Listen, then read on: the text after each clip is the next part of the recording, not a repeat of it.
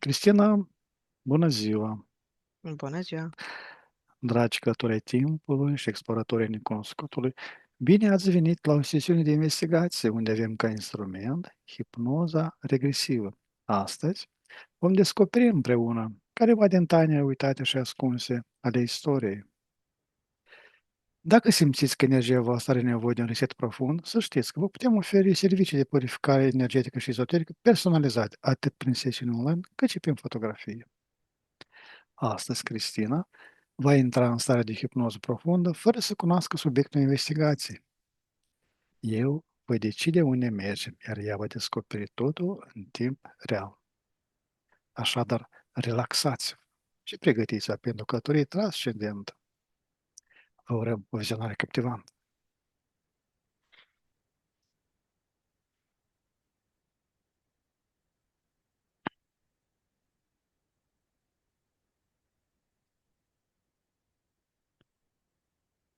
Așa, Cristina, inspiră și expiră de câteva ori profund și relaxează-te maximal.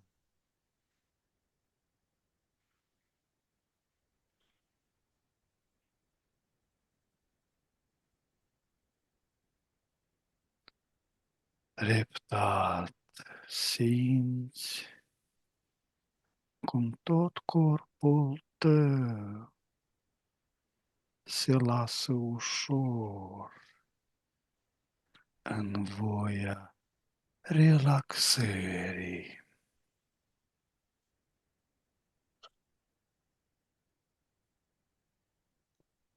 Cu fiecare respirație inspiri calmul și expiri toată tensiunea.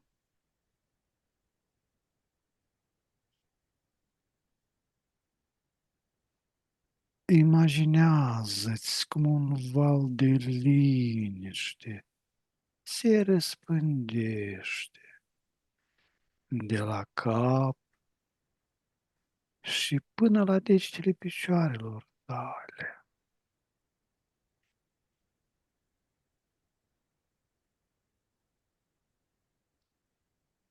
Mușchii tăi devin mai moi, mai grei. Te simți liberă, te simți leger,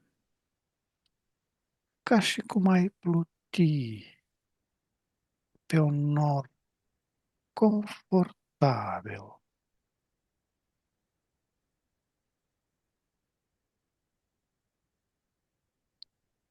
Fiecare sunet din jur te relaxează și mai profund. Iar vocea mea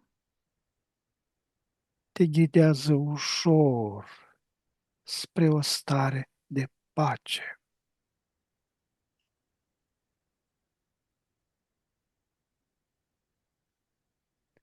Număr de la 5 la 1 și cu fiecare număr tu te scufunzi de 10 ori mai adânc.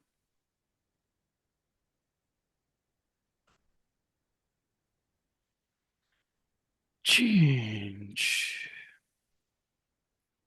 Totul devine mai relaxat.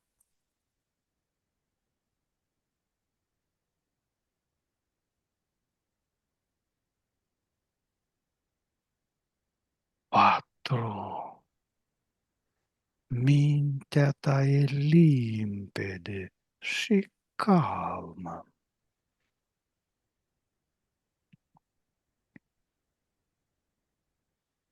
3. Simți cum te desprinzi de orice grijă.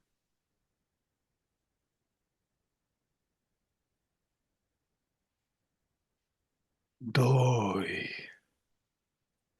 Încă un pic și ești aproape acolo.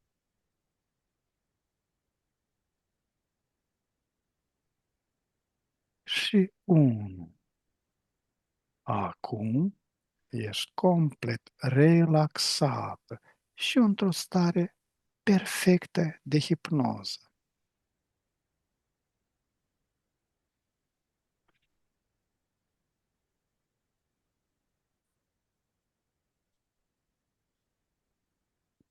Cum este acest spațiu, Cristina? Nu, oarecum gol. Gol. Adică golă e așa, gen Mhm. de programe. Bine. Tema investigației noastre de astăzi este lampa lui Aladin și acel spirit care este în acest vas. Așa că la 3 te conectezi cu toată informația legată de această tematică. 1, 2 și 3.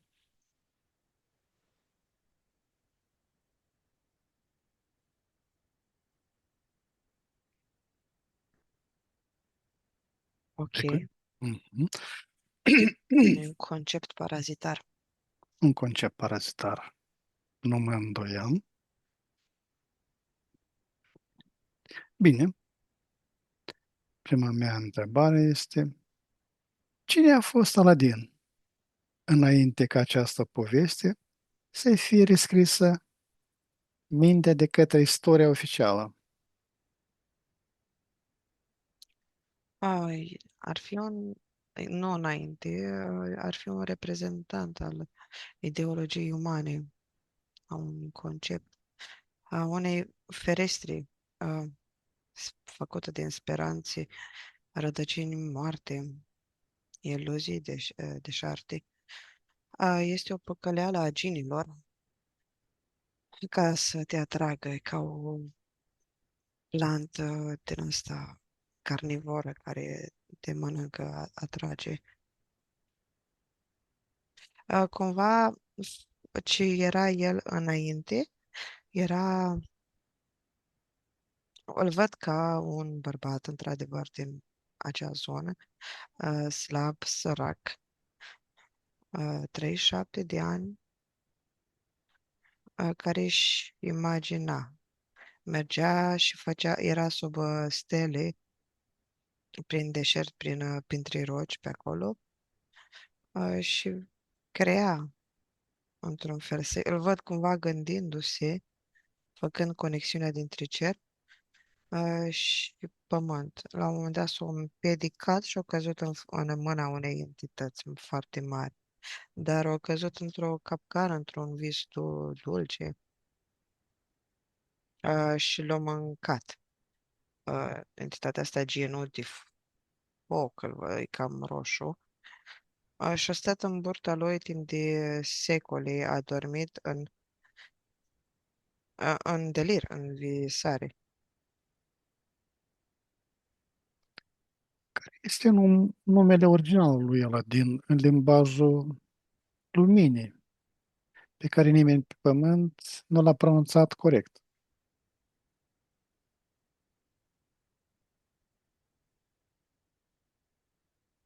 A, într-un fel, ceva asemănător de proscris.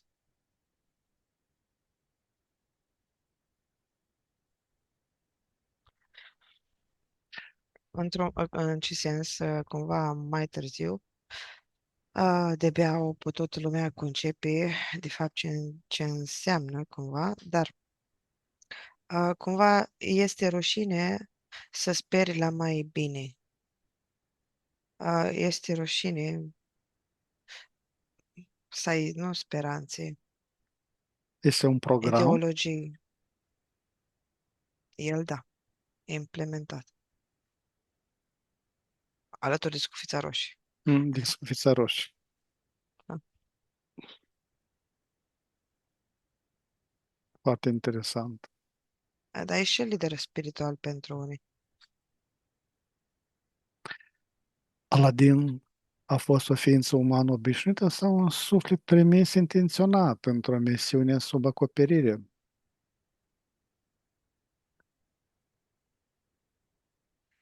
Vine că nu a fost, că a fost inventat, că ar fi parțial adevărată, sunt noțiuni adevărate. O poveste. Mm, da, dar e o poveste scrisă cumva.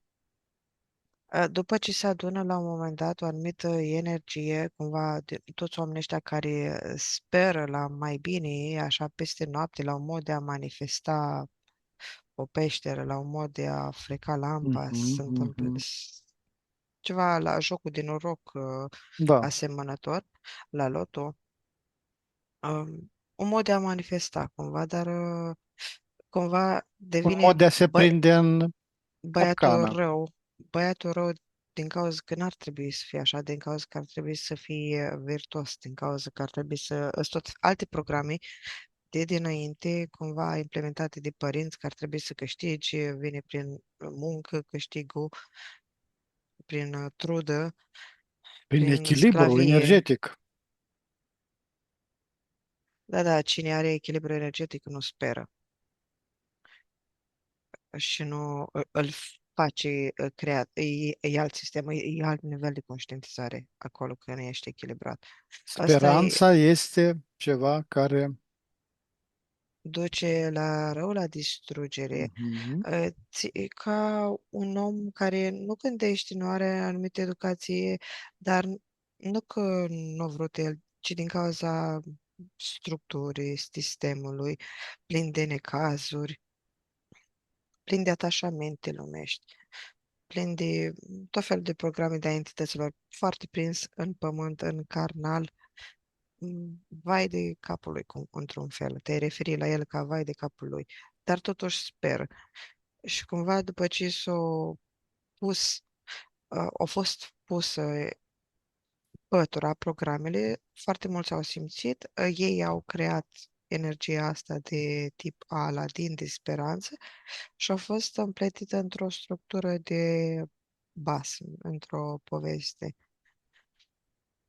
Cumva din cauza că inițial era diferit, era făcută ca o pildă, de fapt.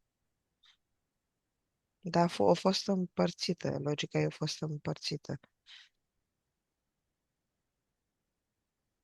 Aladin putea purta și numele Noroc, nu? Speranțe de șoarte. Da. Bine, la noroc vorbim foarte multe alte lucruri pe lângă. Mhm, da. Ce amnezii s-a indus la Aladin în copilărie pentru a uita cine este cu adevărat? Ce anume, care a fost primul cuvânt? Ce? Ce amnezie! Ah,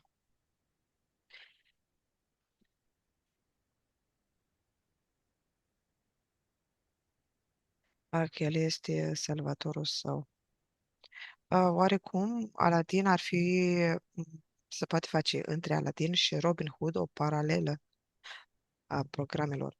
Că hoțul, m, pentru a face bine, care devine regal, care devine nobil.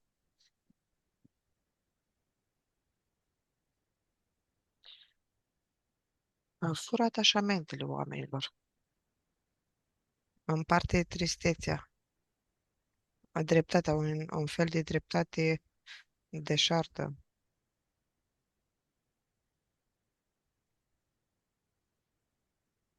Înainte, Cumva, cum zic, o fură. da, Deci, revenind la structura cealaltă, care o simțeau oamenii, cei vai de capul lor, între ghilimele, pe care i-am numit așa.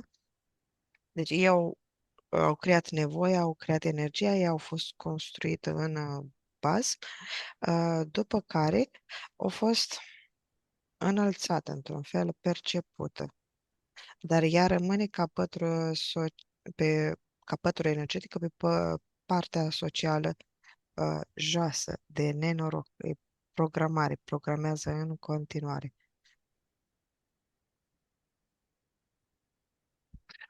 Înainte de a fi vagabond, Aladin a avut o viață paralelă, într-o altă dimensiune.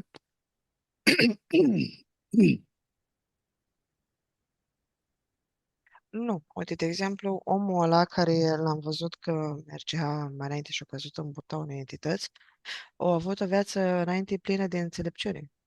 Chiar era abundent, bogat în înțelepciune și și-a dorit să vadă cum e să fii fără de înțelepciune ca să devină cu și mai multă înțelepciune.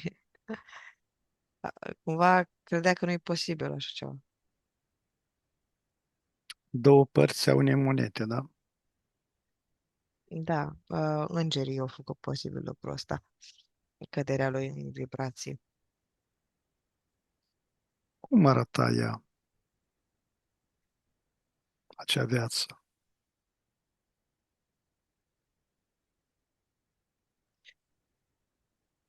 Ca o structură, din câte o văd, era conectat cu toată comunitatea lui. Avea așa o atitudine de dezvoltă, vedea transparent printre programe ale oamenilor. Și nu era, nu avea noțiunea de entități, cumva. Părea liber, pare liberă viața lui. Dar a avut nevoie pentru o conștientizare, A avut nevoie de o cădere. pentru conștientizare, Nu pentru căderea lui. pentru căderea lui. Da, nu a avut de conștientizare. Ce soartă ar fi avut, cosmic ar fi avut dacă nu găsea niciodată lampa? Sau i s-a prescris neapărat să o găsească? Nu, noi s-o prescris, i s-o prescris să fie rătăcit, să se rătăcească. Și el era în programul ăsta când au căzut în mâna entității. A fost așa ca un dar pentru entitate, mai mult cumva, iar se bucura entitatea că l-au găsit, că s-au găsit rătăcit acolo. Mai repet o dată întrebarea? Ce soartă cosmică ar fi avut Aladin dacă nu găsea niciodată lampa?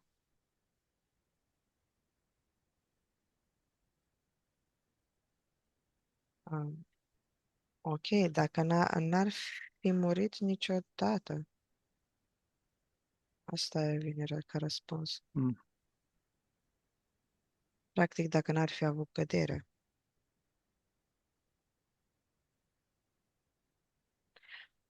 Dar stai că aici e vorba de ceva mult mai profund.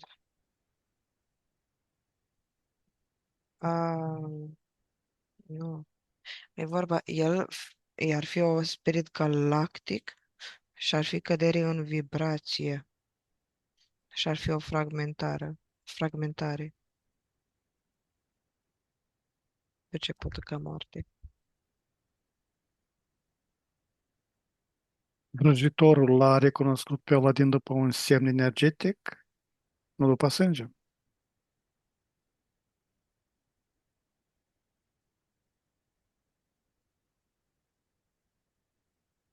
Ok, nu găsesc vrăjitorul. Mhm. Este Da, acum depinde. Dacă mă uit la asta, la el în sine, văd vrăjeala arhonilor, cumva, mhm. dar dacă mă uit ca program asupra oamenilor, cum acționează vrăjitorul ăsta, mai degrabă e egregora conștiinței umane și ar fi Allah, un reprezentant. Adică el ar fi în spatele.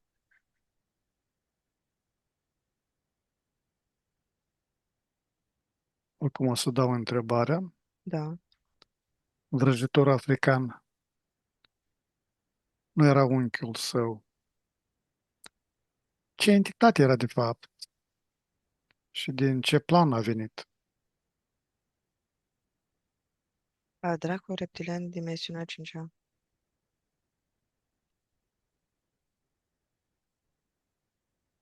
Cum a reușit vrăjitorul să blocheze percepția subtilă a lui Aladin, făcându-l să creadă minciuna?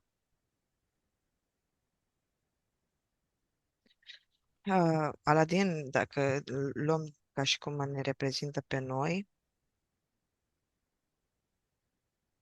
uh, cumva banii ar reprezenta poverile pe care le cărăm noi și câștigul nostru cumva spiritual, care de fapt ar fi o iluzie, e o datorie de fapt. Povară materială, da? Da.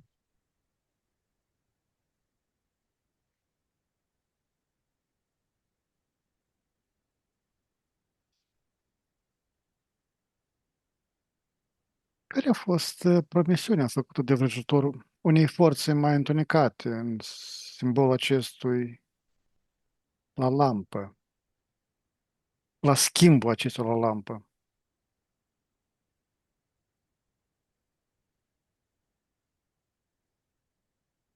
Nu, stai să mă gândesc la lămpile astea de cugini. A, cumva, da, genii preferă, mai întâi și mai întâi, genii preferă să stea ascunși în tot felul de pietre, roci, uh, animăloții. Dar de ce? A da a freca de 3 ori lampa ar fi că dai energie, E o conectare iar energetică, da? da, și pe urmă vrăjitorul ar fi persoana cumva care direcționează toți acești geni, dar nu că ar fi genii de acord, de obligați mai mult, de un program subtil. Așa, acum repetă întrebarea, te rog. Care a fost promisiunea făcută de vrăjitor unei forțe mai întunecate în schimbul acestui la lampă?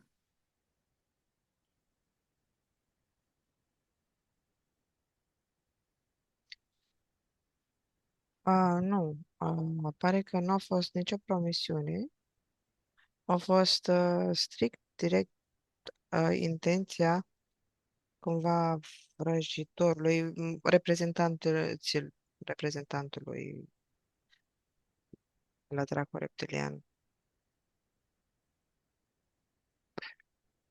Când observi frânghie energetică dintre vrăjitor și Aladin,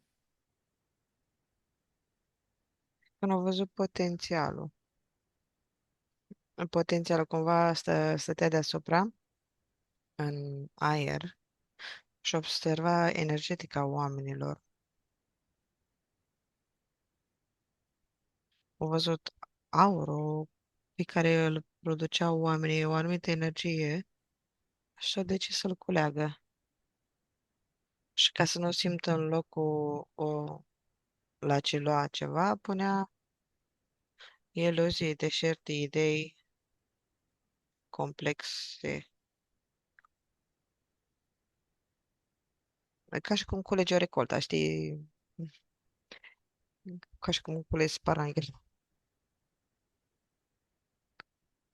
vrăjitorul a murit cu adevărat la sfârșitul poveștii sau s-a retras într-un plan unde încă așteaptă? Nu moare niciodată vrăjitorul, atâta timp cât noi trăim și îl susținem cu ideile noastre, preconcepțiile noastre, cu idee de divinitate, de noroc, de câștig rapid. Cumva din afară, că ca să-ți vină câștigul ăsta rapid din afară. Cumva ceilalți de la începutul întrebărilor, care ar fi pe un echilibru, ar fi deja conștienți cine sunt, care e puterea lor, ar fi pe un plan mental. Ce informație vitală i-a ascuns vrăjitorul lui Aladin despre mama lui biologică?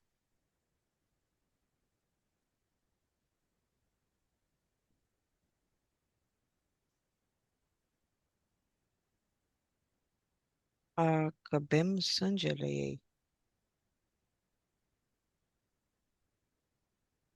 De fiecare dată când respirăm, când băiem în apă, că suntem în structurile ei. Mă refer ca populație. Și aici mă refer la partea aia a planetei care e plină de entități, partea care e făcută din entități pe dedesubt, din pământ. Că ei ar fi cerut ei ajutor. Cumva, în sistemul lor, dacă apelezi la mamă, te raportezi înăuntru, dacă te raportezi la tată, te raportezi în afară.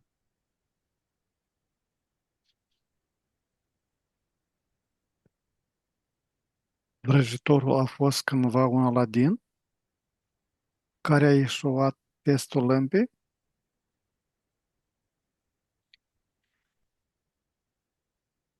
Informația vine că parțial necunoscut,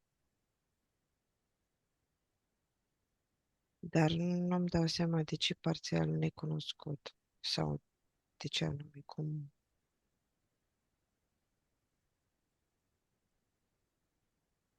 Nu a fost rolul ca cumva, știi că e cum e călău, erou, că împart rolul sau moneda. Au, că ar fi mai mult ca de la bun început el, ca enti, de proiect de înălțare a sufletelor,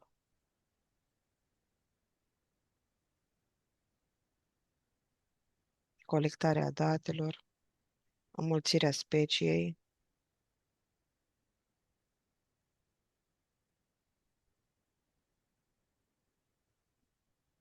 Ce era într-adevăr peștera comorilor?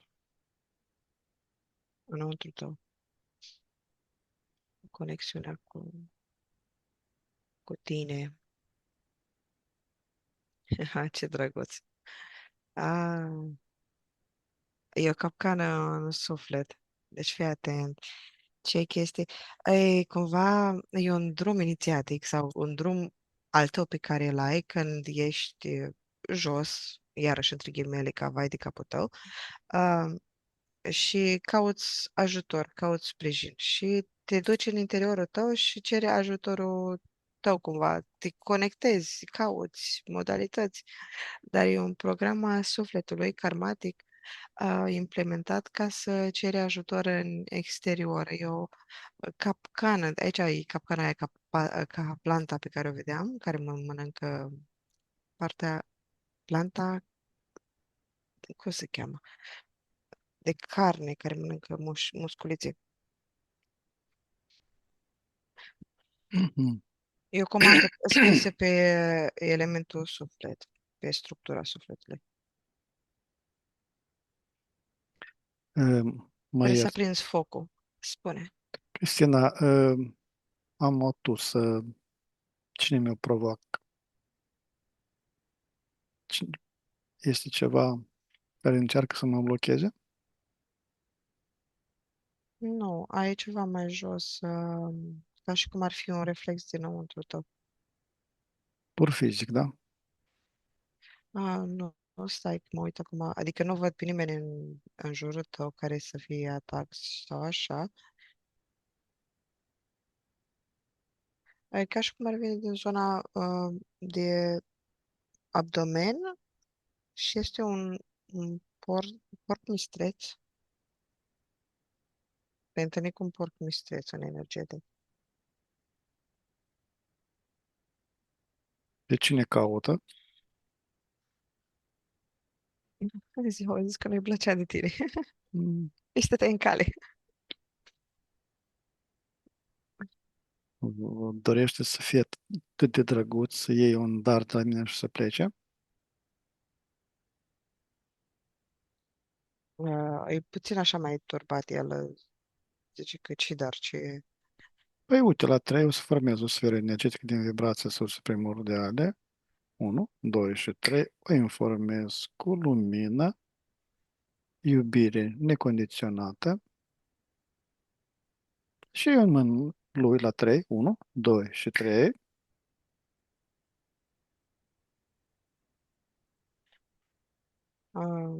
Vrea să plece? El a fugit deja. Mai e structura unei fetițe la tine, ții care se ține de tine. E pierdută de prin pădure. O scufiță roșie? Nu. Poate fi numai dacă o transform tu acum, dar nu. Nu Este, este. este un... Descarnat. Mhm. Vrea să-i ofer un portal, să deschidă un portal pe vibrațiile ei, unde va se simți mult mai bine, Îmi zice că îi amintești de tatăl ei, simte bine cumva lângă tine, nu vrea să plece.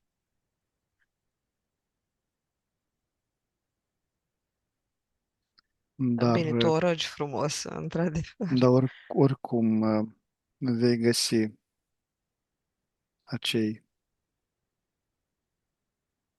acele Mhm. suflete care vor vibra și vei rezona cu ele. Dorești să pleci? Deja e pe drum. Mhm. Bine, uite, la te deschide un portal special pentru tine. Vibrațiile tale. 1, 2 și 3. Dacă ai încredere, A plecat, e da, dusă. bine. Că o Închid simțit portalul. că e 1, 2 și 3. Bine, ce a fost căuta. o mică abatere. Sper să fiu înțeles de ascultători.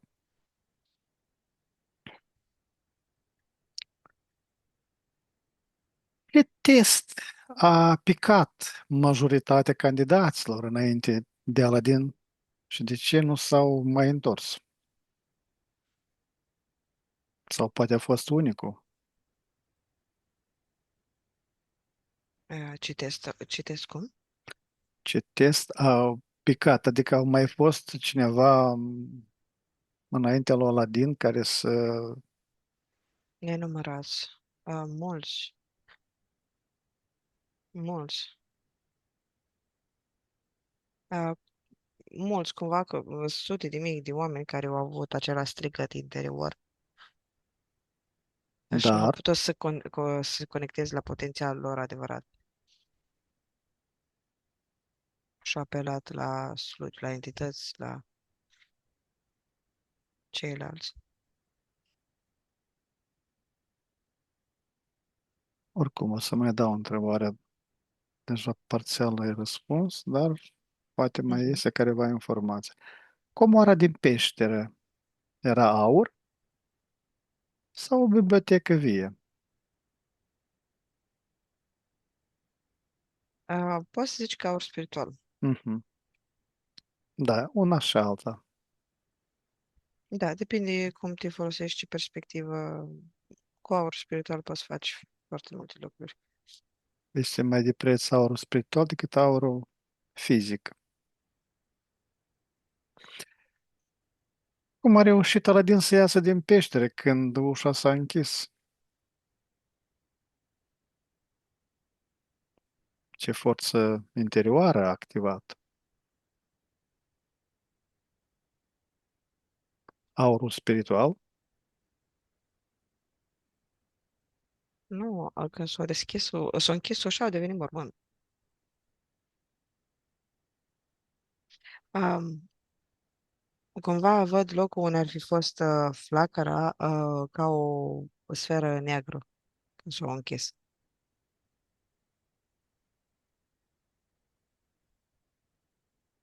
Au acceptat o povară ca să fie închisoare a spiritului lui, poți să zici așa. În jurul inimii, a structurii suflet, s-a pus o capcană, o iluzie, de fapt, că nu poți, na, niciodată nu poți să îți spună cineva să-ți dea conexiunea la o parte cu sursa, ci doar iluzia că ești desprins, că ești în afara ei, că ești în afara sursei, cumva, dar na, din cauza că au făcut pe programul suflet, tu ai perceput-o, oamenii o percep ca pe o separare, ca pe o închisoare. Inelul pe care i l-a dat vrăjitorul avea o capcană. Care era această capcană? Încrederea în sine. Așa venim răspunsul. Că aveam mai multe, de fapt. Vreo 5. Le poți enumera?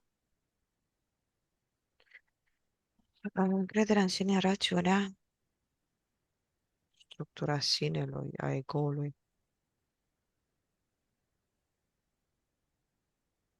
Aici mi-apare ceva rom roz, feminin,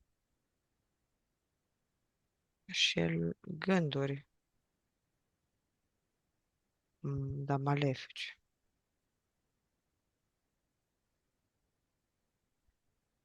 Companioni, gândurile malefice, sunt companioni. Susținători, lucrători pentru el.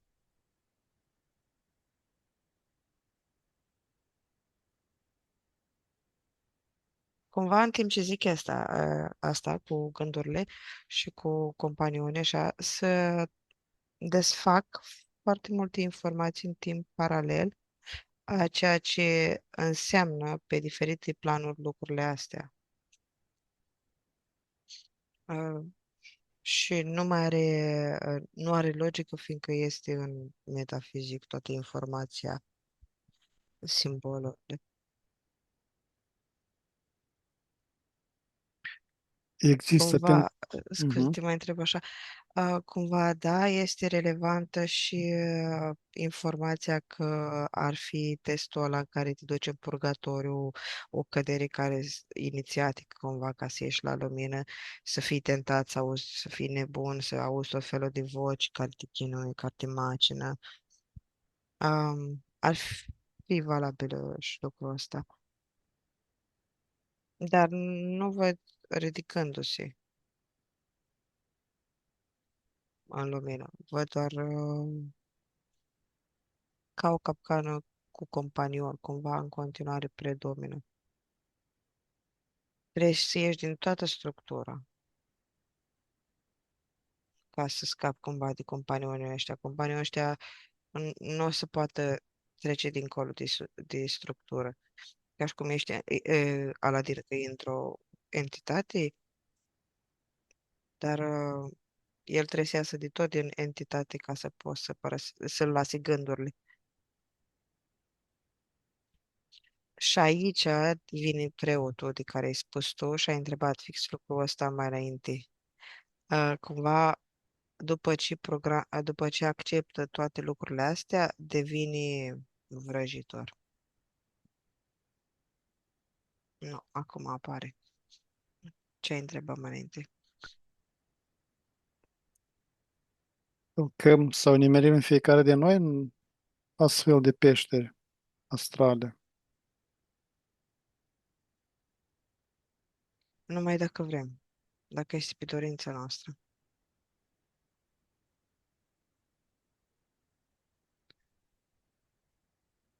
Și amprentă karmică i-a lăsat lui Aladin în intrarea în acea peșteră. Multe. E o ancorare în structurile minții umane din prezent și în structurile din interior, chakra gâtului, a, a inimii, a plexului, în structura curelii, cumva, a brâului, a săbiei, a puterii divine, a alchimizării, că devine prinț.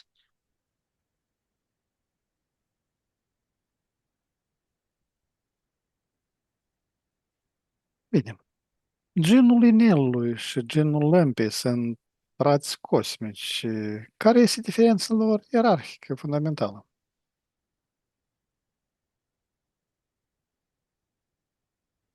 Ok, ar fi de elemente diferite. A, nu ar fi o ordine ierarhică, n-ar avea ceva de împărțit, ar fi cumva independenți din câte văd. Mhm. La nivelul în care puși acum gen unul la vrăjitor și unul așa, nu. Independență. Genul inelului a fost dintotdeauna un alat al familiei sufletești al lui Aladin? Mai repede, te rog. Genul inelului a fost dintotdeauna un aliat al familiei sufletești al lui Aladin? Nu, a fost câștigat cu trudă, cu sclavie, programe ierarhice din familie, cumva, predat celor cu suferințe mai mari sau potențial energetic. Avea și oarecare inteligență, voință, de fapt, a lui. Se ducea el și unea familiile. Nu-i plăcea familia, se ducea la alta. Inelul a fost programat să protejeze doar o anumită linie de sânge spirituală? Da, da. Că căuta un anumit tipar energetic în ei. Dar mhm. Are și o anumită latură de la Canis.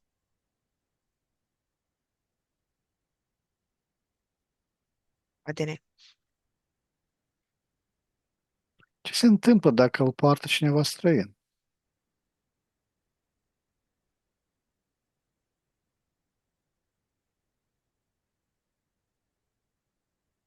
Este parțial întrerupt. Ca și cum ai despicat ceva în două și ai introduci ceva străin. Dar e ceva dimensional.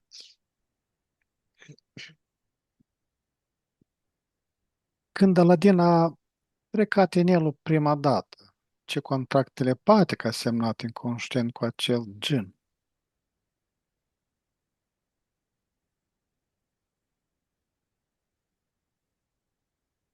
Stai, să văd la care mă raportez, pe care planurile, că tot am vorbit de ba de Mhm. ăla care a intrat în burtă, ba de pătura socială.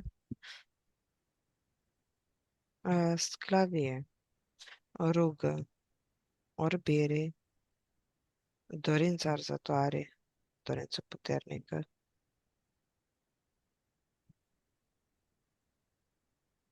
obediență foarte mare,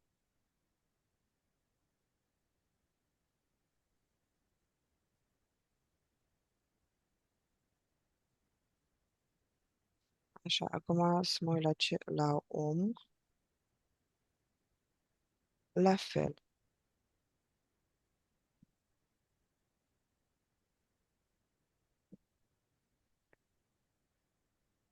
De ce genul inelului a fost mai slab și mai ascultător?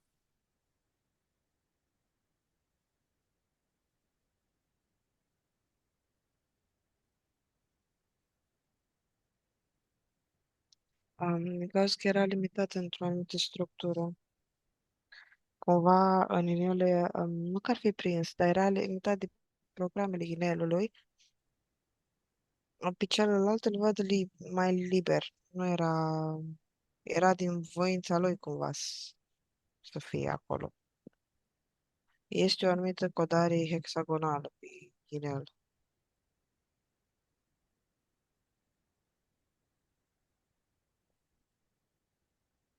și e folosit cu direcție. Pe când, adică una e când îți iei puterea de la o masă de oameni, una e când îți iei puterea de la entități care ai sub ordine sau prin acorduri și una e când îți iei dintr-o singură direcție.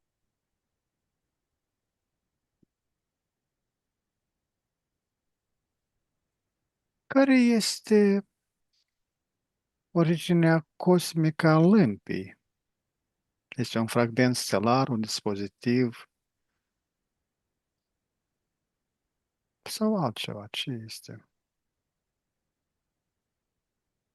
Cumva din cauza că e na, o reprezentant a minții umane și așa mai departe, uh, lampa în sine are mai multe simboluri, e mai multe lucruri, mai multe lucruri, mai multe lucruri este lampa. Vasul sacru? Mm.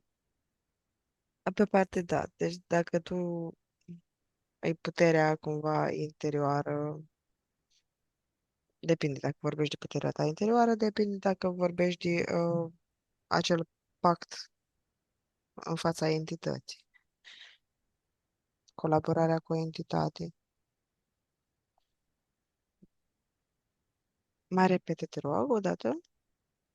Care este originea cosmică a lămpii? Un fragment stelar, un dispozitiv sau altceva?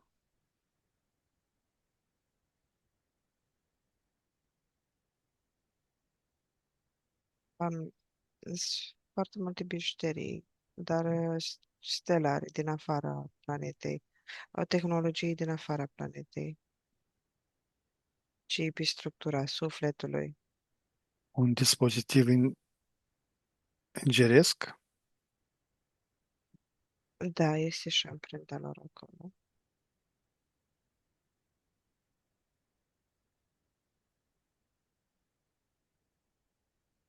Um, da. Bine, eu zic da, dar eu de fapt vedeam. Știi, dispozitivul ăla prin care fluieri ca un cocoș? Că fluier și transformă sunetul cumva. Tu sufli aer, pui aer și de partea cealaltă iese un sunet, un cântat, Un ceva. cucurigu, nu? Da. Cumva acum a venit același program, că este introdus un element și de partea cealaltă este altceva. Este o energie dată. Cumva avem și fragmentat, nu e complet ceea ce spun, sunt bucăți din mai multe lucruri, mai multe concepte, și numai concepte, din metafizic, din structurile entităților, de dimensiuni. Așa e cumva sacadat ceea ce spun.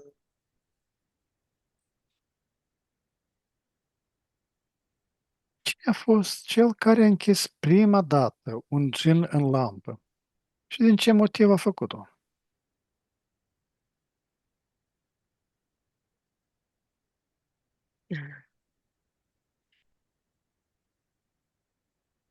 Ce răspunsuri ciudate primesc.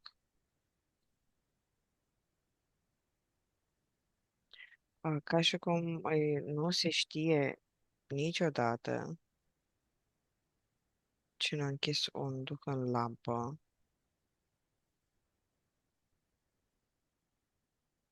dar văd. Stai. O secundă. Deci Mm. dacă să văd cât durează ca să...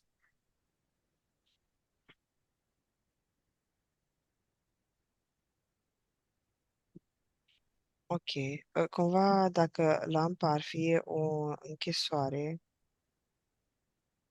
ast astrală sau fizică, simbolică, este o închisoare pentru gen, atunci sunt mai mulți înălțați, între ghilimele, sau oameni care au realizat, au ajuns la o conștientizare și și-au dat seama că pot să-i închidă. Nu pot să-i omoare neapărat, dar pot să-i închidă. Și atunci o programată energetică anumite dispozitive și ar fi cristalele, oalele cu talismanii deasupra de lut. Îl fac lucrul ăsta, primii pe care îi văd acum făcând au fost chinezii, apoi prin Japonia. Este și în Grecia, dar în Grecia cumva văd că în vase îi ademeneau cu vin, dar pe spiritele astea mai mici și apoi sigilau cu cuvântul altui zeu. Nu, și prin Biblie sunt sigilări de genul.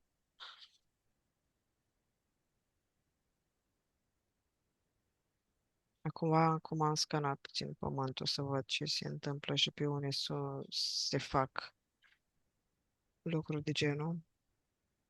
Că să închidă cumva pe lângă Solomon, care dădea drumul, închidea sau deschidea. Um, și noi facem într-un fel lucrul ăsta. Asta am Adică, vrut în să principiu, întreb, da, noi facem conștient ceva sau inconștient, fără să ne dăm seama.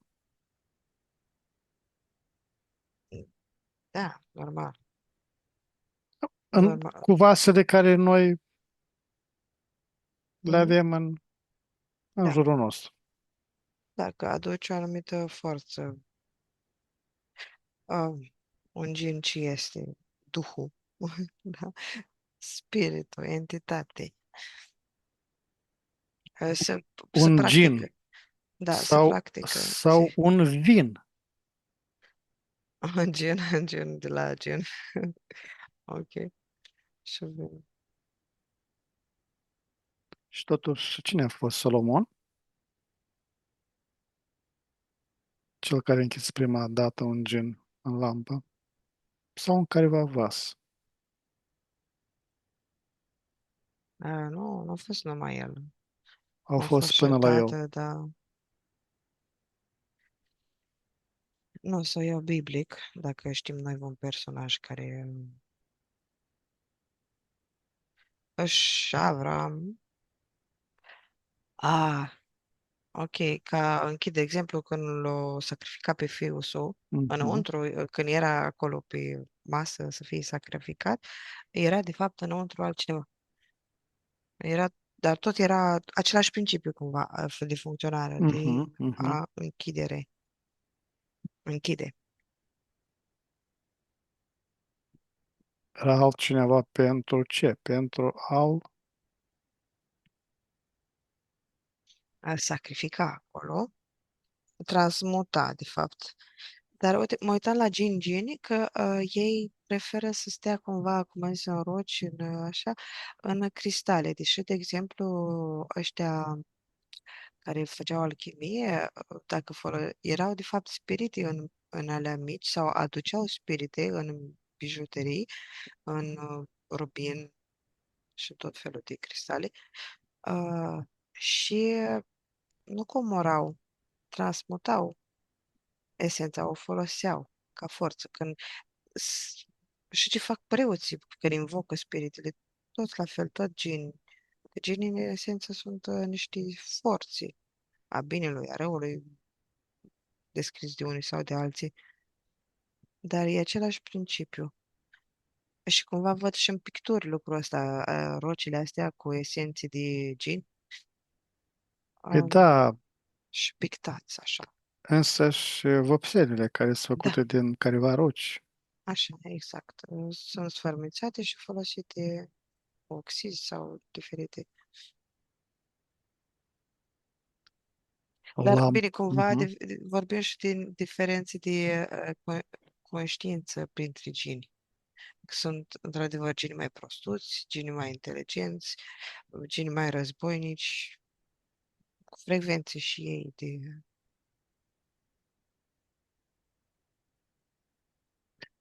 Lampa a avut alți stăpâni înainte de Aladin?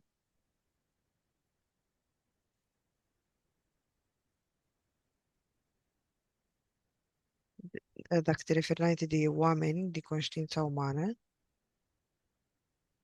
nu, Nu. nu pe pământul ăsta.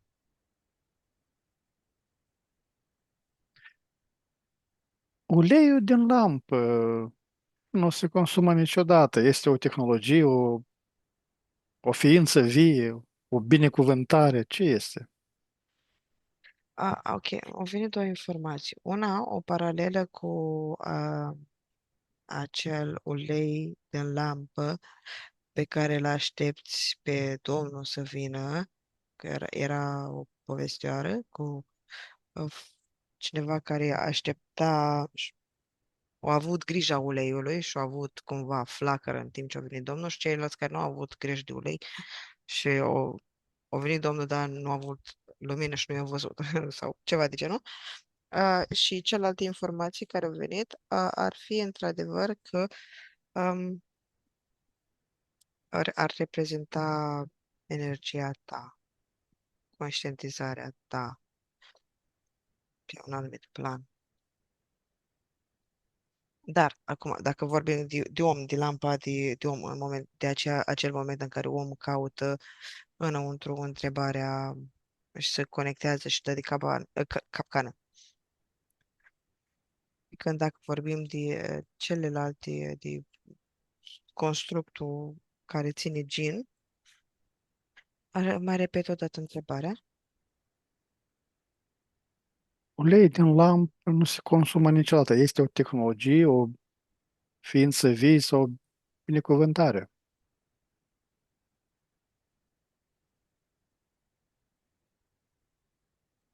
Um, ok, nu ar fi niciun ulei valabil pentru ei. Dacă te referi ca hrană pentru entități, știm cumva adică știm deja cum se hrănesc și se hrănesc cu alte roci, pe lângă părți subliminale și oameni, energii de la oameni, cu alte roți, adică să mănâncă unii pe alții, aceea ar fi simbol reprezentant la ei a energiei. Fie că mănâncă roci, tot o energie, fie că se mănâncă între ei, tot o energie, energia oamenilor, dar n-ar fi în cazul ăsta paralel cu relevant exemplu, cel cu entitățile, ci cel care, exemplu mai mult biblic, cumva, cel din tine. Uleiul este esența ta, conștientizarea ta, energia ta.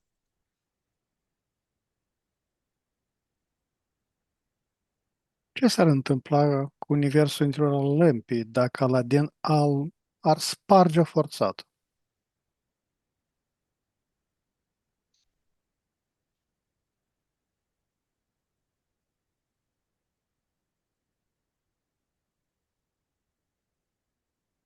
Depinde cumva de intenție. Că dacă toată lumea, toată conștientizarea, toți oamenii au sparge lampa, adică programul, ar fi în funcție de intenție. Ce? Să iasă, să conștientizeze, să te ajute singur, uh, ca impuls, ca saturație. Ca și cum nu primesc niciun răspuns, ci, de exemplu, un om se satură că nu câștigă niciodată la loto și atunci iese de acolo, că nu îi se răspunde.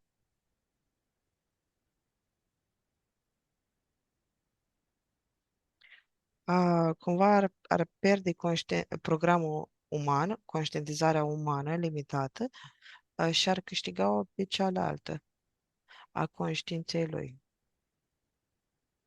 I s-ar aprinde becul.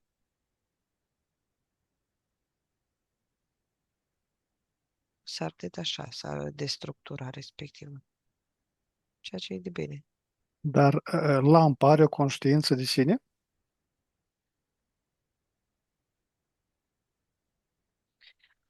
Lampa ca structură pe mintea umană, da, simulează, are o programare, are niște rădăcini,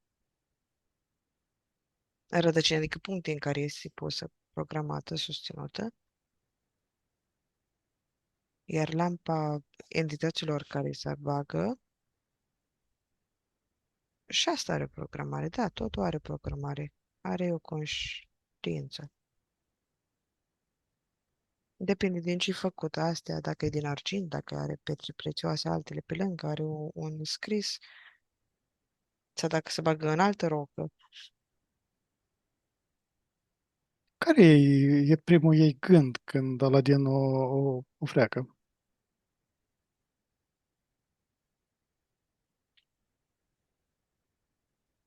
Sau o mângâie? Face practic schimbul de energie, să văd ce se întâmplă. Ok, să energizează el. Intră pe o, nu transă, ca și cum ar fi un tunel negru, ca și cum nu ar vedea. E ca și cum e invadat instant de un întuneric.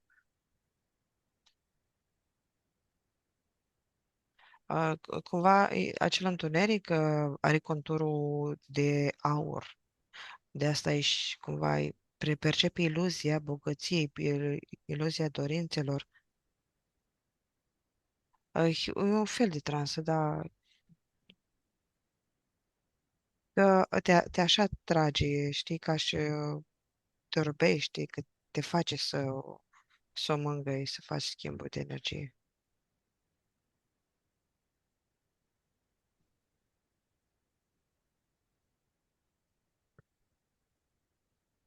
Ce nume de putere are genul lămpii? Ținere lui ne poate spune Ace, a, acel specific acel sau nume de genul putere. orice, să vedem.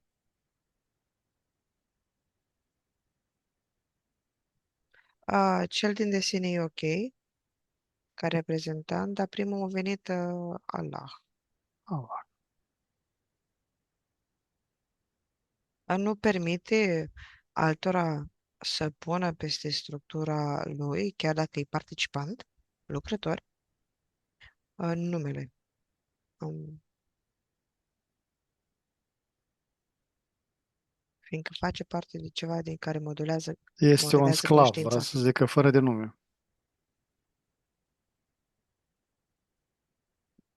Da, că practic se lucrează pe conștiința umană, pe egregor și atunci îi aparține drepturile de autor.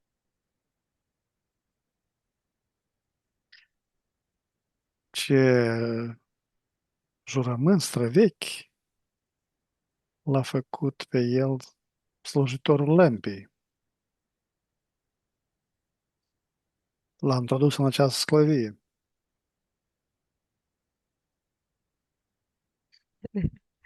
Stai, eu fac o paranteză să zic ce ciudat e să fac să pun o întrebare pe structuri diferite, știi, ceva care nu există și a fost ca concept implementat ca program și să lucrez așa. Simt ca și cum mă scindez așa, mă duc în mai părți opuse. Este Mă repetă, te rog, o mhm. întrebare. Din ce jurământ străvechi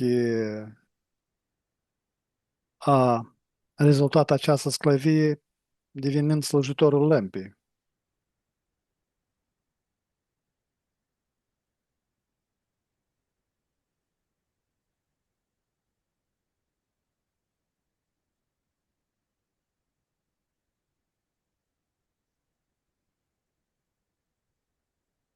Am, ok, ca și cum ar fi fost niște acorduri divine, între ghilimele, divine, entitățile și-au împărțit în teritoriu, timp și spațiu.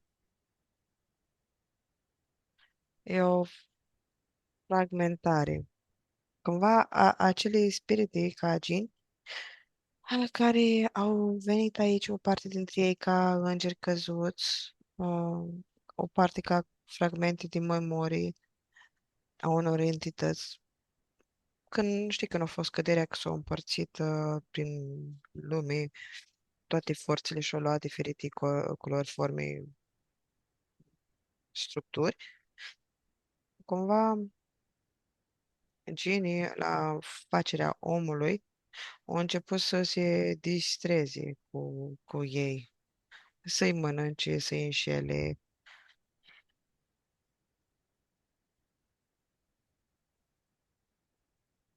Apoi, pe urmă, au fost subjugați de Allah o parte, ca și cum îi șantajează că dacă nu fac lucrul ăsta, nu o să nu o să ia felia de pizza, parte la masă, Mhm. Asta a o fost să ca o fii izolat. pedeapsă, că au făcut o misiune, au ratat o misiune sau a fost un sacrificiu voluntar. Pe o parte încântați acum. Și ei se transformă cumva și ei ar evolua în conștientizarea așa cum o au ei.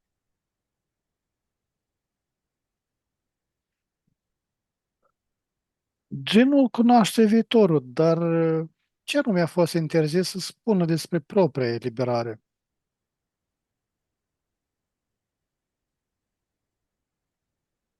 Cunoaște karma, cunoaște contractele, nu destinul. Cunoaște o parte din contract, din ce se întâmplă aici, printre entități, ce planuri au, dar niciodată cumva adevărul.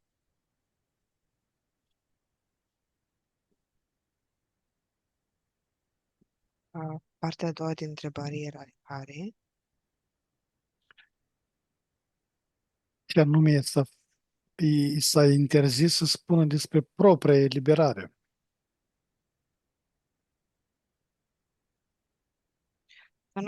Nu cunoaște clauzele contractului său.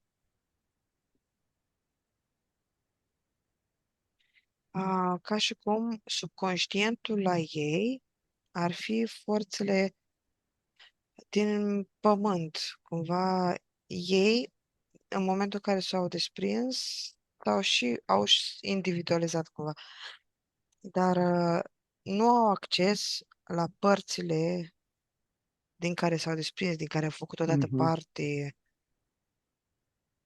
și ar vrea să aibă acces, ca și cum și au memoria într-un fel uitată. Și de aici vine și șantajul. Da, pisoi, vin încoa. Așa. A venit genul? Nu, vine Pablito. Cât din personalitatea lui Aladin a fost modelată de sugestiile subtile ale genului, nu din dorințele lui.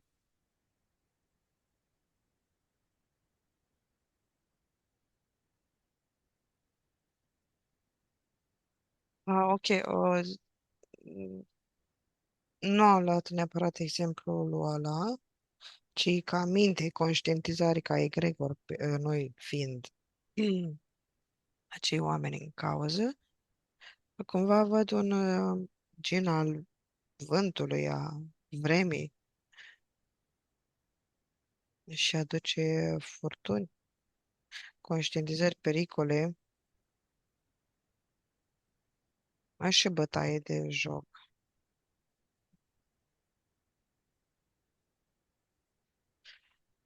Cât se poate, își bat joc, chiar dacă au contracte și au treburi,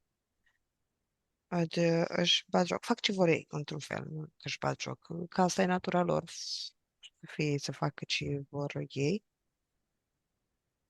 să sperie oamenii,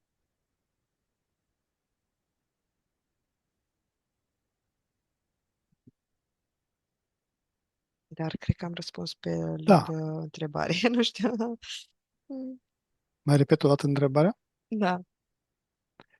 Cât din personalitatea lui Aladin a fost modelată de sugestiile subtile ale genului, nu din dorințele lui? 99%. Ok. 91%. M-am ocupat, da. Da, conștientizarea umană, conștiința umană, egregorul ăla, a influențat 99%. Genul Ălălalt 1% e ca și cum ai fi o oală sub presiune și ar trebui să aibă un punct prin care să iasă. surplusul de presiune. Mhm, mhm. Genul i-a dus lui Aladin tot ce a cerut, dar ce i-a luat în schimb, fără ca el să observe? Multe vieți, contracte, Bani spirituale, cunoaștere, dacă se poate să-l rupă de tot, de orice haină, îl rupe.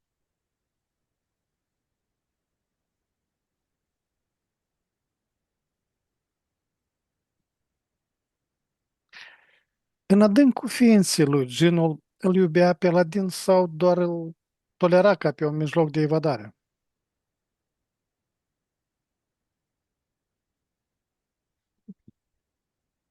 Nu-l iubește, îl respectă pentru cât de prost este. Dar prost în sensul în care nu are o anumită cunoaștere metafizică, de exemplu, dar are o anumită încredere. Se avântă înainte, cu puțin curaj.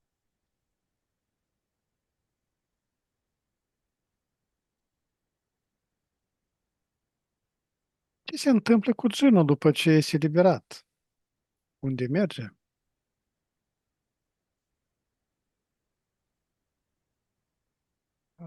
Ok, acel gen. Bine, este programul că la următorul,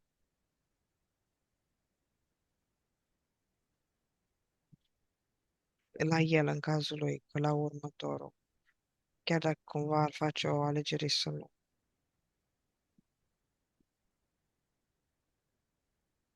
Iar dacă vorbim de genul de pe egregor, de pe conștiința umană, se transformă, se alchimizează într-o etapă următoare în care se combină în oameni, în structurile oamenilor, ca pătură socială. Ar fi în clădiri, în structuri, în străzi, în beton, în rocă,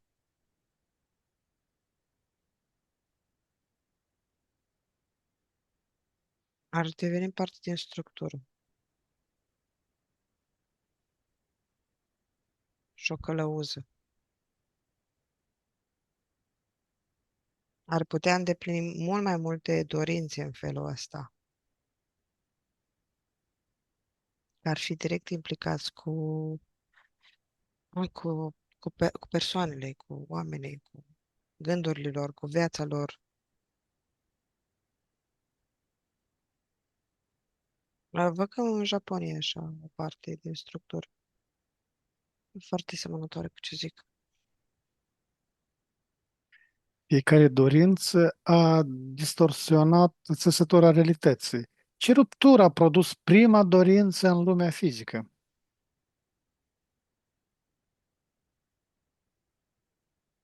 Ai lui Aladdin sau lui în general, care În odată general, cel primul,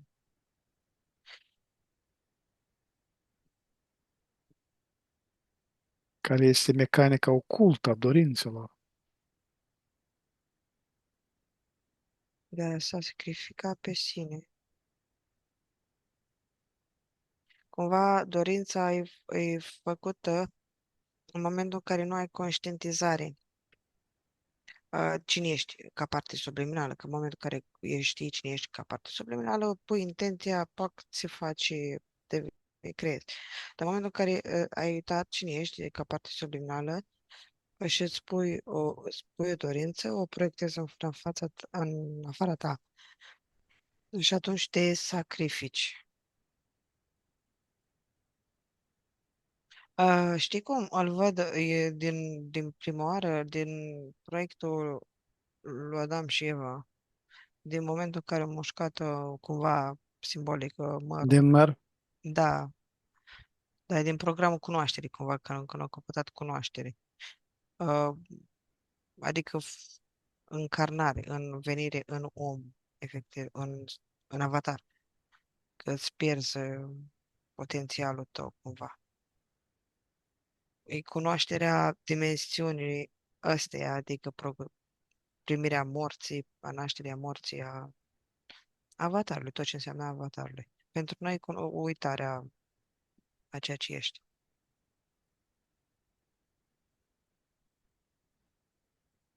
a doua dorință a fost palatul. Palatul a fost construit sau adus în altă cronologie, fărând pacea cuiva.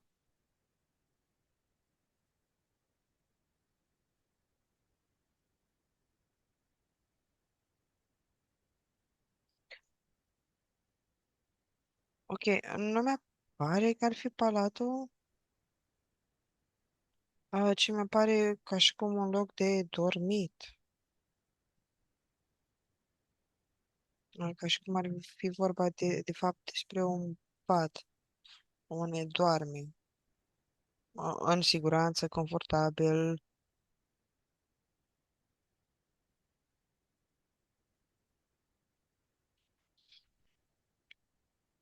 dar să văd ce înseamnă și asta pe Gregor, palatul.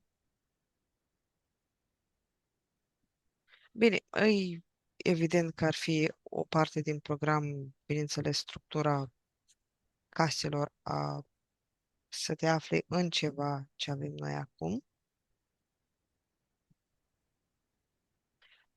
Și structura avatarului tău o accepti, practic. Că ești și tu castel, structură, sistem, într-un sistem, palat pentru altceva.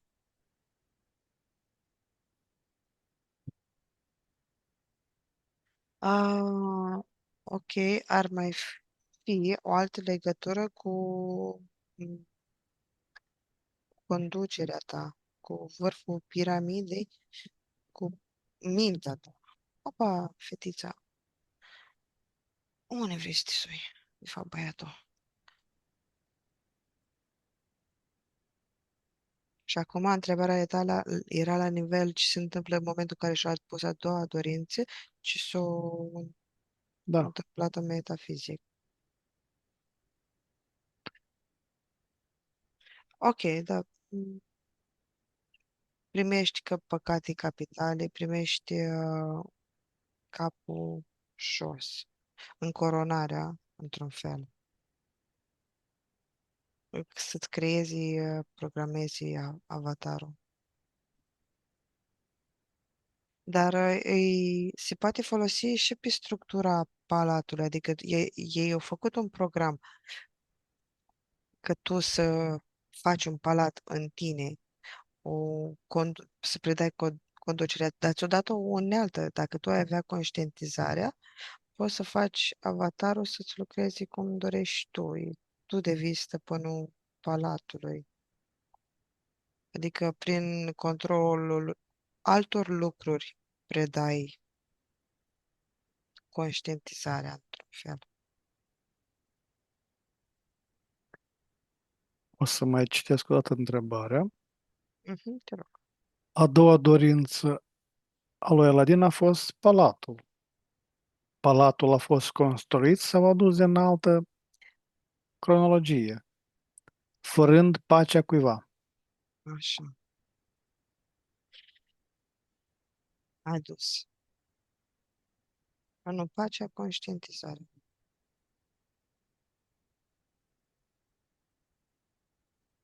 Mhm.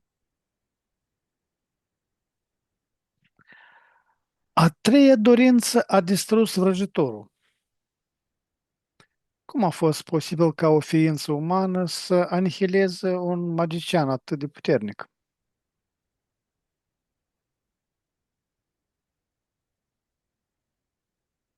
Nu l-a distrus, l-a alchimizat.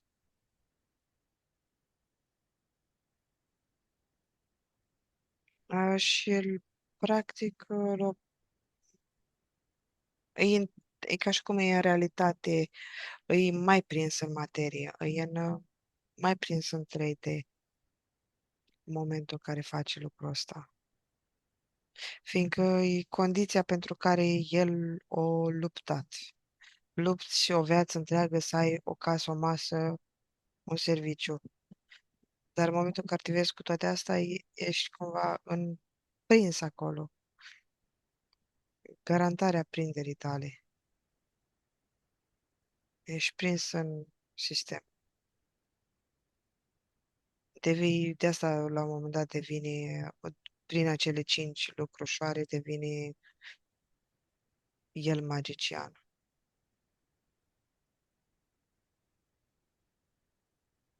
Adică cât lucrezi mai mult în sistem, cu atâta o să fii mai prins în sistem.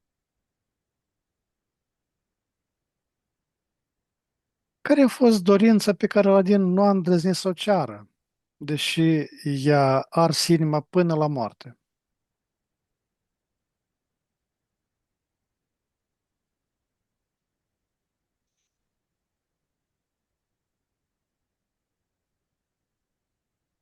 La care să mă raportez? Raportez la acel omuleț din entitate sau la noi, la ca conștiință? Mai întâi la cel uleț, până la noi.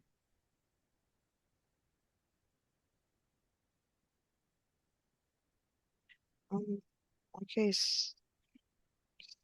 sau va striga după salvarea asta, percep din prima, cumva. Te rog încă o dată să repeți. Din ceea ce percep din primul Mhm, lucru pe care îl percep vis-a-vis de asta este că striga după salvare, acel omuleț.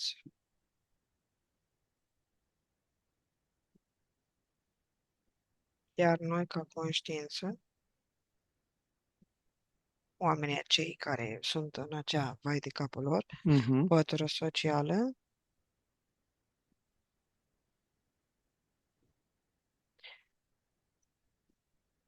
nu strică neapărat ceva, sunt ca niște guri care mestecă în continuu și nu sunt pești prea mulți, știi, care mhm, vor mâncare, dar așa care îți deschizi, au limbile împleticite, sunt foarte multe mâini aici, e un nivel foarte jos,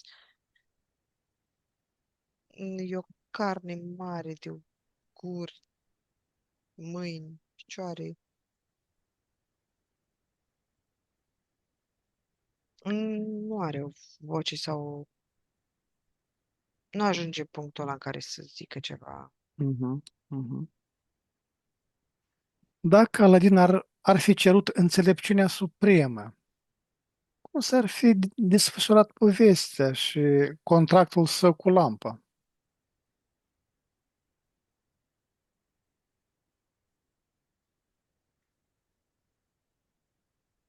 Ah, ok. La omul ăsta care a ajuns la entitate, o cerut înțelepciunea supremă, dar cumva nu știu, nu cunoștiu ce să ceară. O cerut-o pe aia cumva lumească, Mhm, mhm. Pământească. da.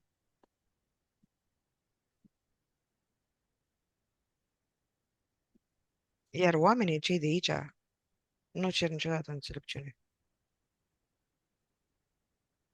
Adică nu cer, nu vor ei să Nu fie îndrăznesc înțelepți. sau nu conștientizați, ar fi bine să ceară, da? 0,3% oameni vor să fie înțelepți sau simt că au nevoie de înțelepciune. Sau au conștientizarea de fapt ceea ce înseamnă înțelepciune, vibrația înțelepciunii, cum îi ajută în viața de zi cu zi. Mulți cred că acea înțelepciune e un fel de deșteptăciune, inteligență, ba intuiție.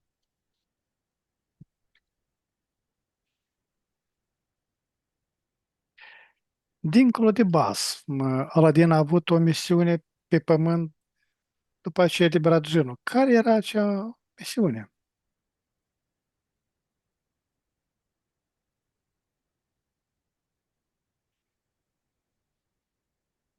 Ok, deci nu se pliază întrebarea pe Mhm.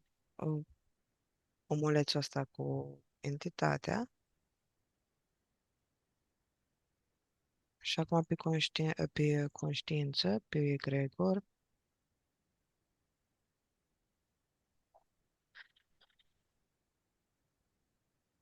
E misiunea de a sabota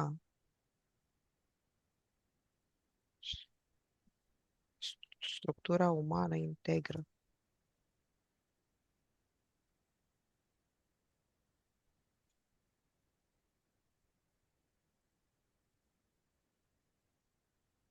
Ca și cum au avut astea îndeplinite, Dar pentru noi se traduce că niciodată nu ești mulțumit, niciodată nu ai rezolvat. Cele trei dorințe se transformă într-o mie sau o să-mi doresc cu prima dorință să fie 1000 de dorințe.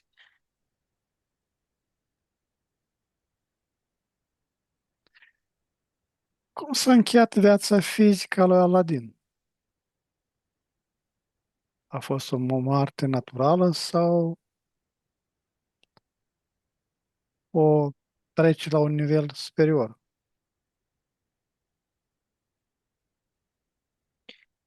Mm. Ok, acel omuleț aruncat de barbari, mâncat de barbari. Mm.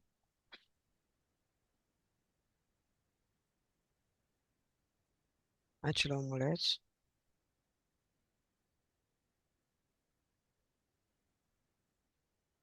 Și moartea, mai spune o dată întrebarea că să cum se aplică pe noi?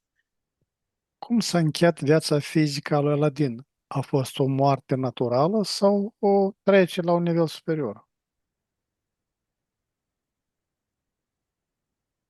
Nu, pentru cei care au programul ăsta Aladdin în ei sau în structurile lor de câștig rapid de ceea ce reprezintă Aladdin, am zis.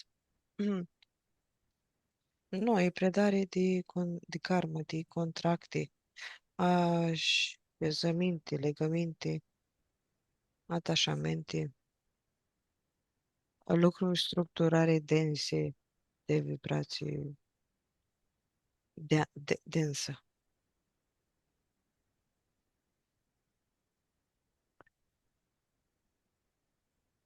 Ce comoară a lăsat Aladin moștenirea umanității ascunsă în câmpul morfogenetic al poveștii?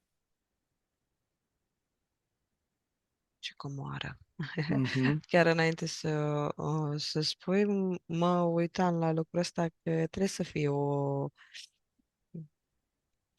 ceva. O bombă ascunsă, o...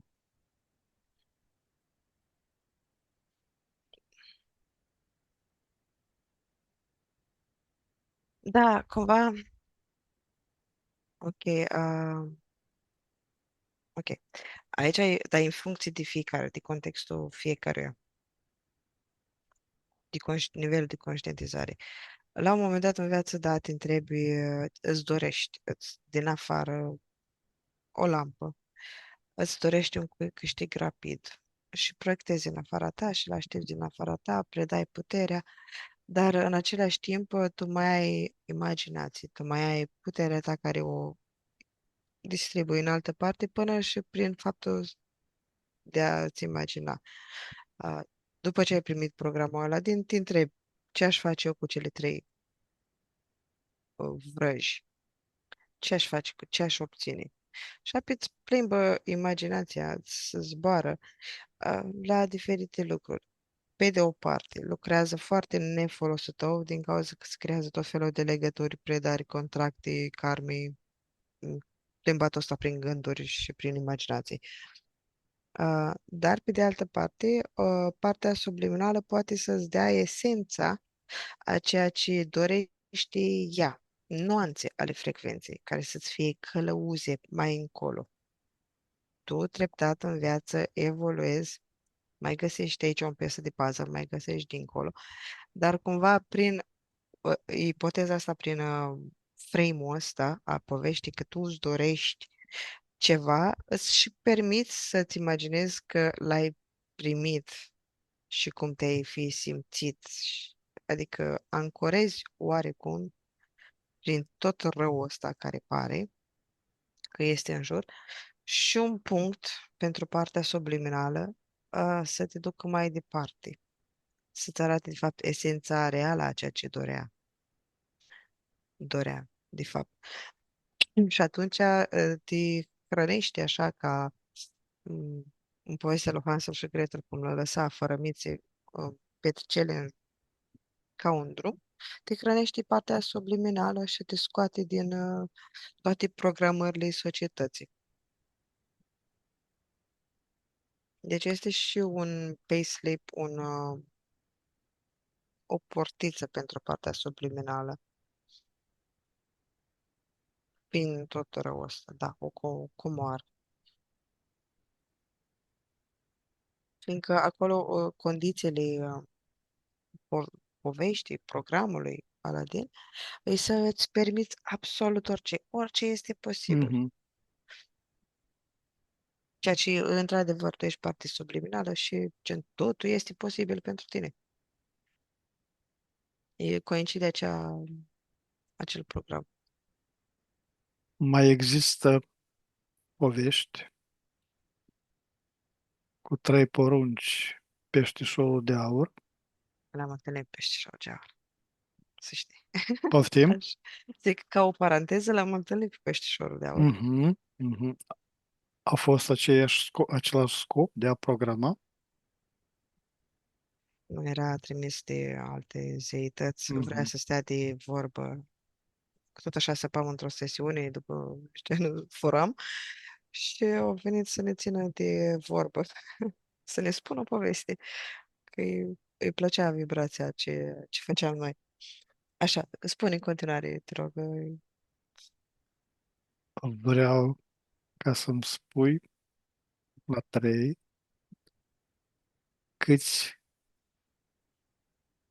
ce procent din omenire prin această poveste au primit această programă?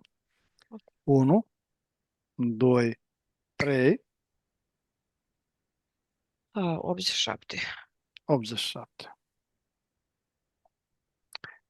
Cristina la 3. Formează o sferă energetică din vibrație surse primordiale. 1, 2, 3. O informez cu rezultatele acestei sesiuni de investigație. 1, 2, 3. De asemenea, adaug lumină, iubire necondiționată. 1, 2, 3. La 3 îi expediez către toți cei care au primit aceste programe. 1, 2 și 3. Acum, Cristina, la 3 mai scanează o dată acest procent. 1, 2 și 3.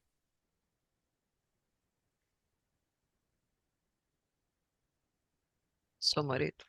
S-o mărită. Mhm. Da, ca și cum e o foame foarte mare, e o tensiune printre oameni, cumva că nu-și permit și-au pus așa o presiune că nu-și permit, că nu se poate, că na. Și informația a venit ca o descătușare că se poate, știi, așa, și s-a ancorat Bine. cumva. Cristina, la 3 informez o sferă energetică din vibrație surse primordiale. 1, 2 și 3. O informez cu conștientizările noastre referitor la această poveste, această sesiune. 1, 2 și 3. La 3 o expediez către toți cei care au fost în acele 87% și plus la cei care s-au adăugat. 1, 2, 3, care sunt acum 37. 37. A scăzut, da? Mhm.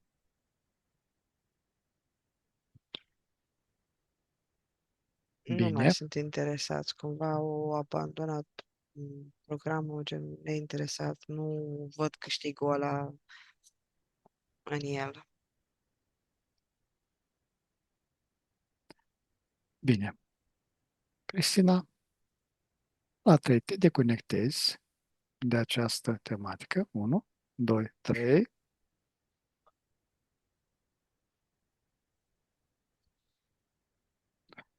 Așa.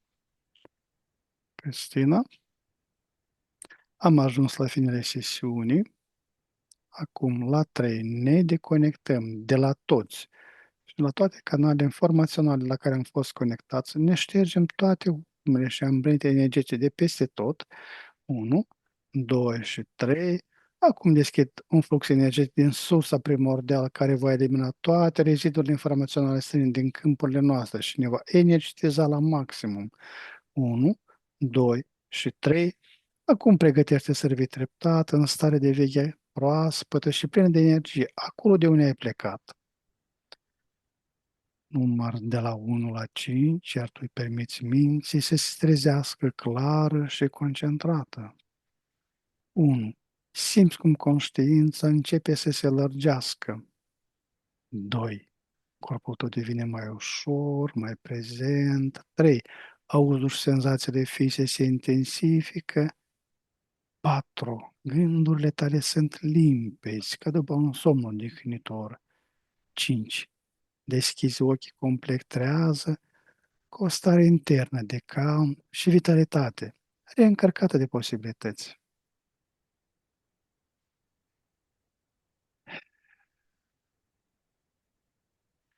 Cristina, bine ai revenit? Cum te simți? Mhm. Bine, să mă obișnuiesc cu lumea. Mhm. Dragi exploratori ai inconștientului, am ajuns la finalul acestei călătorii extraordinare prin straturile timpului și ale memoriei ascunse.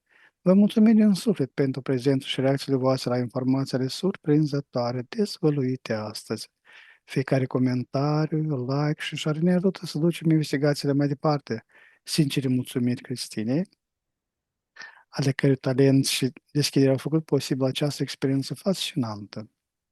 Dacă ați fost intrigat de ceea ce ați văzut, nu uitați să vă abonați și activați clopoțelul de notificări pentru a nu pierde următoarele sesiuni.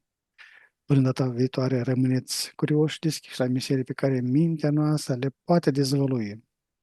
Vă răm liniște și descoperiri interioare. La revedere! Numai bine!